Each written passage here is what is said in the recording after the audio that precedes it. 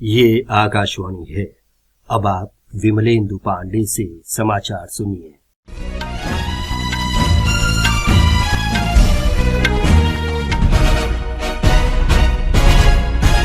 प्रधानमंत्री नरेंद्र मोदी ने कहा है कि देश की स्वतंत्रता के दशकों बाद आर्थिक वृद्धि में नए रिकॉर्ड बनाने के साथ आध्यात्मिक स्थल अब विकास के साक्षी बन रहे हैं।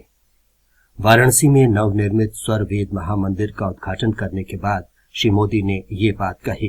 प्रधानमंत्री ने इस वर्ष की काशी संसद खेल प्रतियोगिता के प्रतिभागियों की खेल प्रतिस्पर्धाएं भी देखी। उन्होंने इन खेलों के विजेताओं के साथ बातचीत भी की। श्री मोदी ने कार्यक्रम के दौरान विभिन्न सरकारी योजनाओं के लाभार्थियों के साथ भी बातचीत की। प्रधानमंत्री अपने संसदीय निर्वाचन क्षेत्र की 2 दिन की यात्रा पर हैं। संसद के दोनों सदनों की कार्यवाही लोकसभा में सुरक्षा मुद्दे पर आज भी बाधित रही।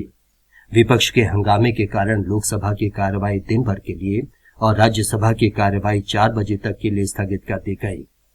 पहले स्थगन के बाद 12 बजे लोकसभा की कार्यवाही फिर शुरू होने पर कांग्रेस, डीएमके, टीएमसी, जेडीयू और अन्य दलों के सदस्य सदन के बीचों बीच आकर सरकार के विरुद्ध नारेबाजी करने लगे।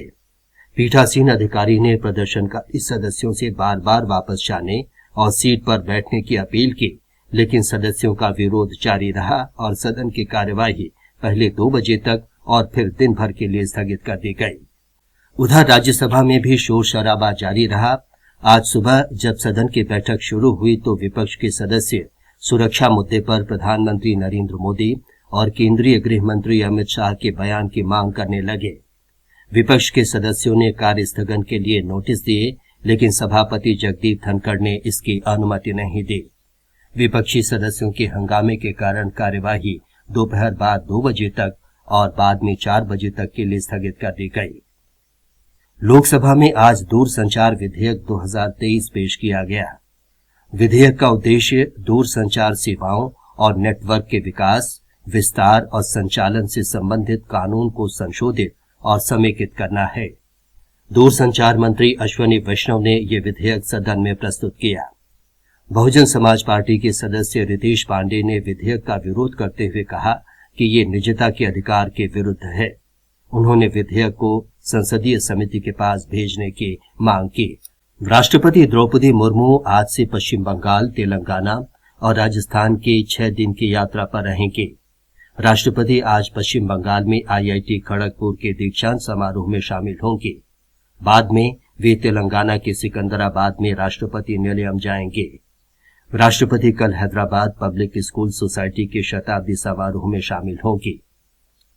इजराइल के विदेश मंत्रालय ने बताया है कि इजरायली सरकार ने भारत में इजराइल के नए राजदूत रुवेन अजार की नियुक्ति की स्वीकृति दे दी है। ये अभी स्पष्ट नहीं है कि वे कब से नई दिल्ली में प्रभार ग्रहण करेंगे।